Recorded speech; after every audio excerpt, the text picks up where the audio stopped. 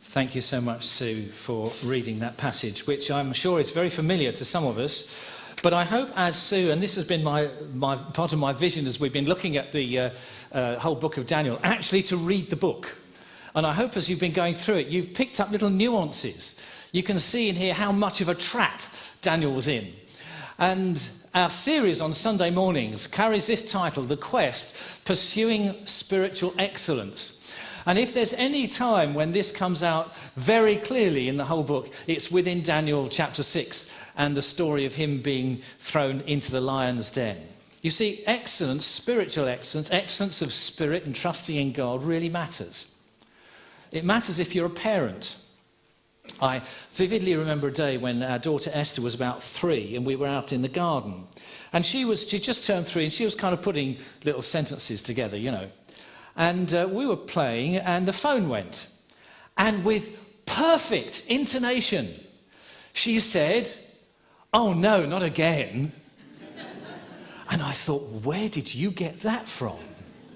Answer, you got it from me. And I had to be a bit careful about what I said around Esther thereafter. Living with spiritual excellence matters at work. You know, many of us will know how easy it is to be drawn into office politics or negativity, or to shortchange our company or our clients for the sake of an easy life. Excellence matters. The kind of spiritual excellence that Daniel showed here. And it's not always easy. Now, you may be curious about what this whole concept of spiritual excellence means. And in a sense, Daniel is going to show us this morning in the way he related to the king and the way he behaved as he went into that lion's den and out again. Now, first of all, perhaps I need to give you a bit of backstory. Last week, we marvelled at the sheer hedonism of Belshazzar's feast. And we noticed the way in which the book of Daniel is put together. Belshazzar we're intended to notice a comparison between him and Nebuchadnezzar, his predecessor. Nebuchadnezzar turned to God, even though at one point he was a narcissist, and Belshazzar didn't. Nebuchadnezzar's kingdom was restored, Belshazzar's wasn't. And we're intended to notice that contrast. We're also intended to notice another parallel between this story, which is all about Daniel and the threat in which he found himself, and the earlier story of Shadrach, Meshach and Abednego, who were sent into a burning fiery furnace. And the message is the same. God rescues his people, particularly when they're under threat for their faith. And that's what we're going to see here. Now, Belshazzar had lost the kingdom and it had been taken over by Darius. He was the king of the Medes and Persians. We've got him in archaeology as well. And at this point, Darius creates a particular organogram for his nation. Belshazzar had left the nation in a parlous state. You may remember his father, Nabonidus, had gone off somewhere else. He was left. He should have defended the nation, and actually he was partying, and the nation fell as a consequence. So Darius is the king who comes in and takes over. And he sets up this organisation of state where he has 3 administrators underneath him. We don't know the name of the other 2, but we do know that one of them is Daniel. And underneath them, there are 120 satraps. And on this team, they were able to oversee the nation. They oversaw its taxes. They oversaw its laws. And the phrase that we have in Daniel is, this was put in place so that the king might not suffer any loss. Now, it's only men who are trusted by Darius that are going to be put in that position. So Daniel now is back in high office, very deeply trusted by King Darius. And he is there to bring about Darius' will. But Daniel is about to be tested. Let's just have a look at some artwork relating to Daniel and the lion's den. Here's a painting, a very famous painting by Rubens. Extraordinary painting. If you ever see it live, it's almost about the size of that screen. And you can see Daniel there praying, and the lions just circling around him. Have a look at this one. This is 14th century. Again, you can see Daniel, you can see the lions. And here's a child's one from a child's book. All the lions nicely smiling there. This is an American artist, Paul Kratz. I quite like that image because it shows the vulnerability of the man in the lion's den. And here's a Disneyfication of it. Make of that what you will. Did you notice anything in common? In all of those pictures, Daniel is a young man. But if we look both at archaeology and at the way in which the Bible explains the coming and goings of the kingdom, by any stretch of the imagination, Daniel is in his late 70s, very likely in his early 80s. So you might like to take your news sheet that you came, and you'll find the outline in there, and you can fill in some of the blanks. Daniel is an old man. This is not some young, strapping fellow with lots of muscles who gets put down in this lion's den. So can I say something just to those who are old men or count themselves as old men? I'm not quite sure where I stand on this now. You see, those of us who haven't got quite so many years on the clock, we need mentors we can look up to. And I think this image, although perhaps a little fanciful, is probably truer to life. Here you have an old man being surrounded by lions. And we need men of character. We need men of wisdom and integrity who've walked with God for a long time, people we can look up to.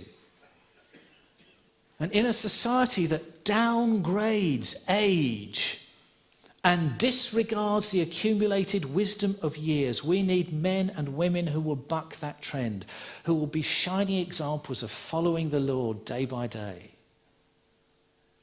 And my friend, I know, I look around here and our church has many of them. But if you're not in the old man category, and something in your heart says, Lord, I want to be like that, I want to be one of these men who finishes well, then there's a message here, both from Daniel 3 that we looked at a few weeks ago, and today in Daniel 6. And the message is this: if you're going to live with excellence, you're not going to have an easy ride of it. History is peppered with examples of men and women who, instead of being idolized for their excellence and their faith in God, were hounded for it. Take Joseph in the Bible, for example. He lived with integrity, but his brothers hated him. King David was recognized as king and lived in such a way as to attract attention to his consistently good character and excellent leadership early in his life. But so much so that Saul hounded him and made him a fugitive. In fact, David had a chance to kill Saul and he didn't take it. I will not lay a hand on God's anointed, is what David said. And ultimately, why did Jesus die? He died because the Jewish authorities of the day hatched a murderous plot to rid themselves of this troublesome rabbi. And the New Testament says that Jesus was hated because he had a personal charisma and a spiritual excellence that could not be matched by the scribes and Pharisees, the religious pundits of the day. So, my friend, if today you say, Lord, I want to live with more excellence in my life, I can't promise you an easy ride, because Daniel certainly didn't get one. So let's ask ourselves, what factors made Daniel a man of real spiritual excellence? And we can see them here in the passage. If you've got it open in front of you, you might like to look at verse 3. Because we notice there that he was very diligent in his leadership. Daniel so distinguished himself among the administrators and satraps by his exceptional qualities that the king planned to set him over the whole kingdom. Darius had an idea that basically he could hand the crown over to Daniel. So exceptional was this man that the king was on the verge of handing government over to him. My friends, that tells us something about the character of Daniel. We never see him pushing himself. And the world will not be won by leaders who are self-seeking. In fact, further on in the New Testament, when Paul was talking about leadership, he said this: if your gift is leadership, then govern diligently. And the word that we have translated leadership there, it carries the idea of standing before people, standing in front of them. And the idea of governing comes readily from it. And if that's your role, he says, do it diligently. Do it in such a way that your organisation or your small group or whatever it is you're leading is advantaged and advances. Work with spiritual excellence. And King Darius noticed this and planned to promote Daniel even further above being one of the 3 administrators, effectively handing him the kingdom. So not only is there diligent leadership, I notice there's integrity in his workplace.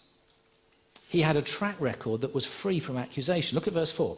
At this, the administrators and satraps tried to find grounds of charges against Daniel in his conduct of government affairs, but they were unable to do so. They could find no corruption in him because he was trustworthy and neither corrupt nor negligent. Isn't that interesting? In a society that was riddled with corruption, here was an exception. When the Apostle Paul was looking for people to join his team, he took on a man called Timothy. And there's a little throwaway comment that Luke puts in the book of Acts. He said, everyone spoke well of him. Oh, isn't that interesting? That this man Timothy lived in such a way that nobody had a bad word to say about him. Now, that doesn't mean to say he was a wimp or a weed. It just means to say that he was living with excellence. And then not only that, but I notice in Daniel there was a secure faith. Look at verse 5. Finally, these men said, we will never find any basis for charges against this man Daniel unless it has to do with something to do with the law of his God. I can imagine them reasoning to themselves, what hooks have we got, guys? What errors of judgment can we publicise? None. What unethical practices can we pick on? None. What is there in his history or his background that we can expose? Nothing. The only thing they had to accuse him was following his God. And so they hatched this plot to pass a law to make that illegal. And the plot revolved around praying. And I notice another factor in Daniel's spiritual excellence is his consistency in prayer. Daniel prayed. And there are some important things, some significant things about his prayer. Look, you'll find that it was very public. He prayed with his windows open. When Daniel learned the decree had been published, he went home to his upstairs room where the windows opened towards Jerusalem and he prayed. There's no secret about this. And you may say, well, why Jerusalem? Well, it was their tradition to pray towards Jerusalem, but also this was not simply nostalgia or superstition. Daniel was praying for his own people. He was praying for the people of God. And I notice his praying was regular as well. 3 times a day, verse 10, he got down on his knees and prayed. And his prayers were filled with gratitude. And they were focused on God, giving thanks to his God, it says. Let's be careful not to forget the obvious here. He was praying to a heavenly Father whom he knew, listened and heard him. And it was fearless. He asked the Lord to forgive his people. In fact, Daniel confessed the shortcomings of God's people as if they were his own. And he pleaded with God to be merciful on his wayward nation from where Daniel had been taken as an exile. Lord, listen. Lord, forgive. Lord, hear and act, he said. Don't delay because your city, Jerusalem, carries your name. And you may say, well, where did I get that from?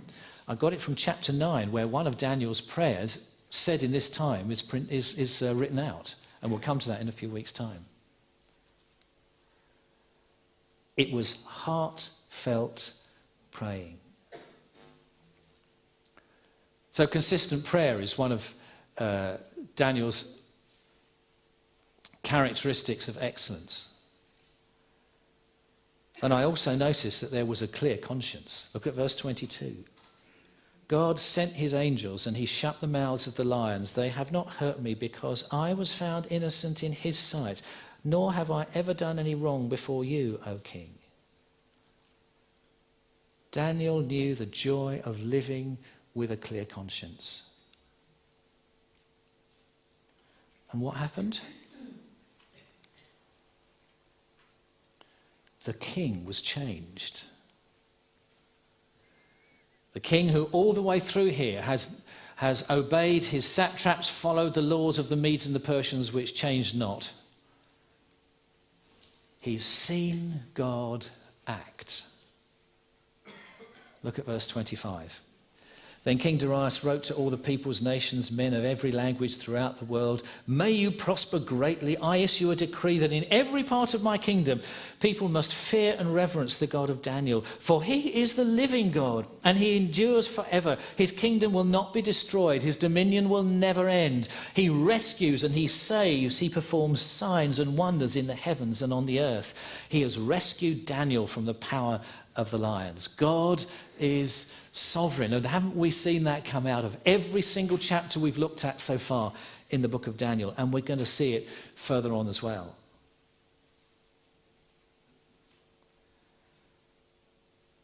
Can I just ask you to think for a moment?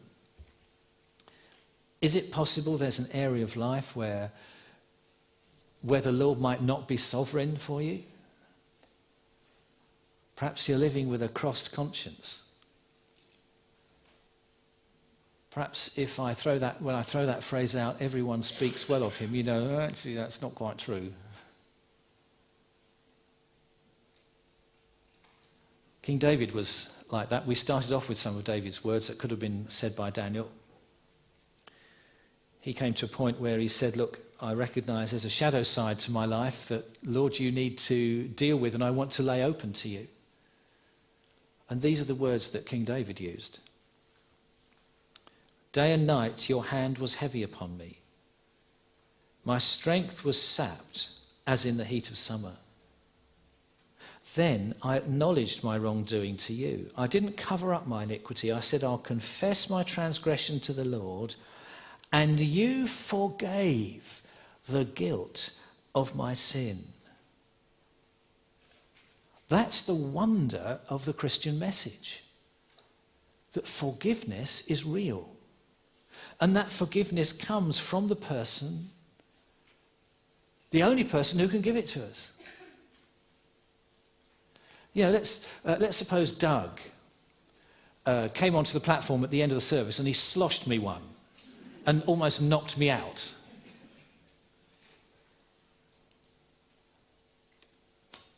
And then someone else went to Doug and said, would you forgive me? I'd say, hang on, I'm the injured party here. What we have in our Heavenly Father is one who forgives, because he's the one who has been offended or wronged against. And he loves more than any human being possibly could. I'm going to spend a moment just in quiet now. Maybe there are areas of your life where you'd like to say, Lord, I want you to be sovereign. I want to live with spiritual excellence and allow you to be my king. Let's bow our heads and do that for a moment.